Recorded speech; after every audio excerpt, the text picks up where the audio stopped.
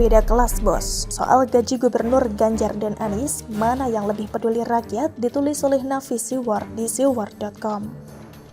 Sebelum kita lanjut, jangan lupa subscribe dan nyalakan loncengnya agar Anda menjadi yang pertama mendapatkan informasi dari jurnal terupdate.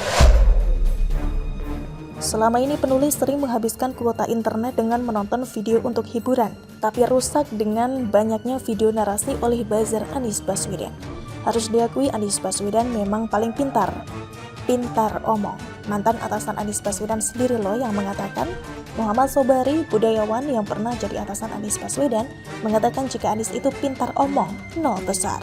Menanggapi kepopuleran Anies yang kini dideklarasikan sebagai capres, Sobari menyebut bahwa Anies itu hanya dipuja oleh pemuja kedangkalan. Bahkan tanpa malu, Anies Baswedan mengatakan siap diadu dengan jejak rekamnya selama ini.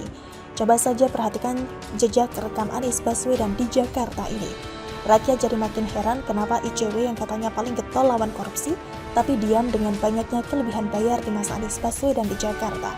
Orang yang punya rekam jejak buruk seperti Anies Baswedan kok diminta adu jejak rekam? Seperti inikah kualitas ocehan Anies Baswedan yang dikatakan hebat dan pintar oleh buzzernya? Anies Baswedan pernah mengatakan jangan milih capres yang ingkar janji, karena jelas membuat masyarakat sengsara jika keluar sebagai pemenang pemilu. Apakah Anies Baswedan berpikir rakyat Indonesia itu semua bodoh dan percaya dengan ocehan mulut manisnya? Berapa banyak janji manis Anies Baswedan dalam Pilkada Jakarta yang tidak sesuai dengan fakta setelah dia berkuasa? Berapa juta rakyat miskin di Jakarta yang terbuai dengan janji manis Anies Baswedan tentang rumah DP 0 yang katanya untuk orang miskin, tapi setelah berkuasa akhirnya ngaku jika rumah DP 0 bukan untuk orang miskin. Berapa juta rakyat Jakarta yang terbuai mulut manis Anies Baswedan dan Sandiaga Uno tentang program OKOC yang katanya dimodalin, dicarikan pembeli, tapi setelah berkuasa malah ngeles, mengatakan tidak pernah janji kasih modal. Berapa juta rakyat Jakarta yang terbuai dengan mulut manis Anies Baswedan yang mengatakan tidak boleh ada lagi penggusuran, tapi faktanya korban penggusuran malah merasa diperlakukan seperti hewan. Jangan heran jika korban penggusuran yang waktu kampanye mati-matian dukung Anies akhirnya menyesal.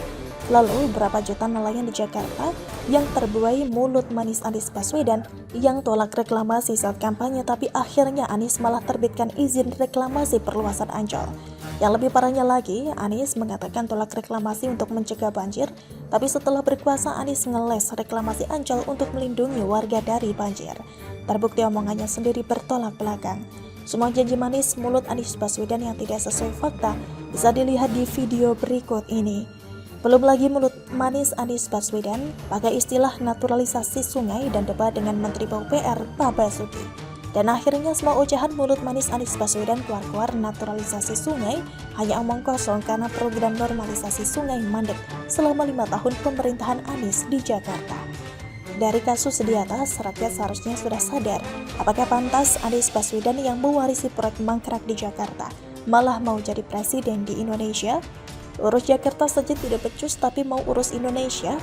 Menjelang tahun politik, Anies Baswedan dan buzzernya gencar menyerang Presiden Jokowi saat ini. Yang mau jadi presiden itu Anies, tapi Anies malah membandingkan pemerintahan SBY dan Jokowi. Kelihatan bukan jika Anies tidak punya program yang bisa dibandingkan dengan Presiden Jokowi? Maksud hati menyerang pemerintahan Jokowi, tapi pakai data salah. Bukannya minta maaf, buzzer Anies malah menyalahkan media online. Di media sosial juga banyak yang mengatakan Anies Baswedan itu intelektual karena lulusan dalam dan luar negeri.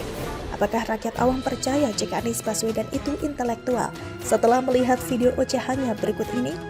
Dan lebih parah lagi, Anies Baswedan dan buzzernya tidak malu melakukan kampanye politik di masjid yang merupakan tempat suci ibadah bagi umat.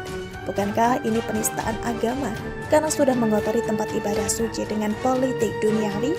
Jadi ingat pesan seorang Habib yang mengatakan hanya orang tidak waras dan orang yang tidak punya malu yang melakukan kampanye di masjid. Jika ada yang mengatakan Anies Baswedan itu peduli dengan rakyat, yang benar. Buktinya Anies Baswedan hidup dari gaji uang rakyat sebagai gubernur di Jakarta. Tidak percaya, Anies Baswedan sendiri yang mengakui bahwa dia hidup dari gaji. Saya bukan pengusaha, hidupnya ya dari gaji, ujarnya usai menghadiri peringatan Isra Mi'raj di Masjid Atin, Taman Mini Indonesia Indah atau TMII. Padahal Sandiaga Uno malah menyumbangkan seluruh gajinya ke Badan Zakat sebagai wakil Anies saat itu. Sandiaga Uno juga menyumbangkan seluruh gajinya sebagai Menteri Kebasnas saat ini. Ganjar juga tidak pernah mengambil gajinya selama hampir 10 tahun beliau sebagai Gubernur Jawa Tengah. Bahkan Ganjar menyumbangkan seluruh gajinya ke Basnas selama ini. Sekarang mari kita berpikir kritis. Anies mengakui hidup dari gaji saat dia menjabat sebagai gubernur di Jakarta. Apakah rakyat yakin Anies mau peduli rakyat kalau dia jadi presiden? Atau Anies hanya mau mendapatkan gaji dan fasilitas yang lebih sebagai presiden? Inikah maksudnya slogan perubahan? Perubahan nasibnya agar dapat gaji dan fasilitas lebih sebagai presiden? Silahkan rakyat menilainya sendiri. Wassalam Nafisiwan. Bagaimana menurut Anda? Anies melawan Bali tak mau lanjutkan program Jokowi, ditulis oleh Syardi di siwar.com. Sebelum kita lanjut, jangan lupa subscribe dan nyalakan loncengnya agar Anda menjadi yang pertama mendapatkan informasi dari jurnal terupdate. Topeng yang entah berapa lapis dipakai Anies akhirnya terbuka satu persatu hingga menampakkan sosok asli Anies. Dia menegaskan tidak akan melanjutkan semua program yang sudah dijalankan Presiden Jokowi jika dia menang dan menjadi presiden. Bagi Anies, pemilu bukan ajang untuk memberikan garansi meneruskan program pemerintahan sebelumnya. Pemilu adalah upaya untuk merebut kekuasaan dengan komitmen memperbaiki atau meluruskan jalan yang jadi tujuan bangsa dan negara. Intinya, jika ada proyek pembangunan Jokowi selama ini, ada yang tidak sesuai dengan keinginan dia atas dasar tujuan bangsa dan negara, maka tidak mungkin dilanjutkan. Semua proyek pembangunan nasional harus sesuai dengan keinginannya. Jika dia jadi presiden, maka dialah yang menjadi ketua regu. Kalau dulu Anies masih setengah-setengah ketika ditanya mau melanjutkan program Jokowi atau tidak, maka hari ini Anies memutuskan all out menjadi antitesis murni 100%. Anies tidak malu-malu lagi menjadi antitesis dan akan menjalankan program sesuai kemauannya sendiri. Mungkin juga program yang sesuai dengan kemauan oligarki di belakangnya. Anies memberikan perlawanan seperti ini karena dia tidak punya pilihan lain. Selama ini Anies merasa dia berusaha dijegal oleh pemerintah. Begitu juga dengan endorse yang tidak pernah dia dapatkan dari Jokowi. Anies merasa iri dan dinomorduakan. Dia merasa pemerintah tidak fair karena cawe-cawe dan mendukung salah satu capres. Apalagi Jokowi tegas akan cawe-cawe demi kepentingan bangsa dan negara. Sementara itu PDIP dan Demokrat sedang PDKT untuk koalisi. Puan Maharani pernah mengatakan AHY adalah salah satu kandidat cawapres Ganjar. Sekjen PDIP Hasto Kristianto mengajak Demokrat berkoalisi.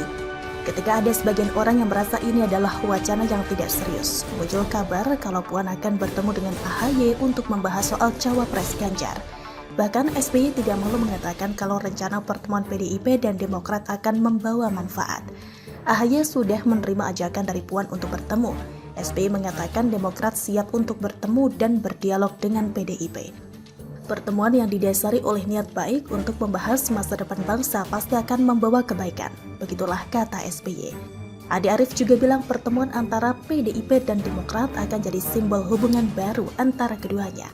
Generasi baru dua partai ini bisa membangun kerjasama untuk menatap masa depan. Politik dendam dan baperan bisa dihilangkan. Meskipun saya tidak peduli dengan apa komentar dari SBY, apalagi Adi Arief, tapi kalau mendengar statement mereka, tampaknya Demokrat serius dengan pertemuan ini. Bahkan bisa saja mereka minggat dari koalisi perubahan jika hasil pertemuan dengan PDIP membawa deal yang menggiurkan. Coba kita berpikir dari kacamata Anies. Sebagai orang yang mau nyapres, situasi politik seperti sekarang ini pasti bikin dia uring-uringan dan kesal. Koalisi terancam bubar dan pemerintah dianggap ikut campur, tidak netral, tidak fair. Anies merasa tidak ada gunanya lagi menutupi topeng aslinya. Lebih baik frontal dan memberikan perlawanan dengan mengatakan tidak akan melanjutkan program Jokowi. Anies terang-terangan akan menghentikan program Jokowi jika jadi presiden. Dia akan memulai dari nol sesuai visinya dan kemauannya. Kalau rakyat pintar membaca makna statement dari Anies, maka Anies sedang berusaha memamerkan ego dan dendam politiknya. Jika Anies menghentikan program sebelumnya dengan alasan kepentingan negara, bisa dikatakan itu akal-akalan Anies. Sebenarnya itu adalah manifestasi dari dendam yang terakumulasi dalam waktu lama. Ini sama persis dengan situasi di mana Anies menjadi gubernur DKI. Dengan masa lalu yang pernah menjadi mantan Menteri Pencatatan, Anies berseberangan dengan pemerintah pusat. Banyak bukti Anies itu antitesis, misalnya soal normalisasi sungai. Anies seolah mau bilang, terserah saya dong, saya mau ngapain kek, suka-suka saya. Dia puas kalau berhasil melampiaskan itu semua dengan pembalasan yang pada akhirnya merugikan warga DKI sendiri. Kalau Anies jadi presiden, situasi seperti di DKI akan terulang lagi dalam skala yang lebih besar berkali lipat. Anies seperti berusaha menggali lubang kubur sendiri dengan menjadi antitesis Jokowi. Anies mau berjalan ke arah yang berbeda dengan Jokowi yang disukai rakyat dan 80% puas dengan kinerja Jokowi. Anies mau mengambil hati rakyat yang mayoritas menyukai Jokowi, tapi dengan cara yang berlawanan dengan Jokowi. Ini strategi yang sangat konyol dan buang-buang tenaga. Anies sudah menunjukkan wajah aslinya saat ini. Maka dari itu, kita sudah bisa membayangkan kalau dibawa kemana negara ini jika dia menjadi presiden. Anies mau memulai dari nol dengan caranya sendiri dan sudah dipastikan gagal seperti DKI 5 tahun ke belakang. Bisa dipahami mengapa Jokowi menjauh dari Nasdem dan juga tidak mau mengendorse Anies. Bagaimana menurut Anda?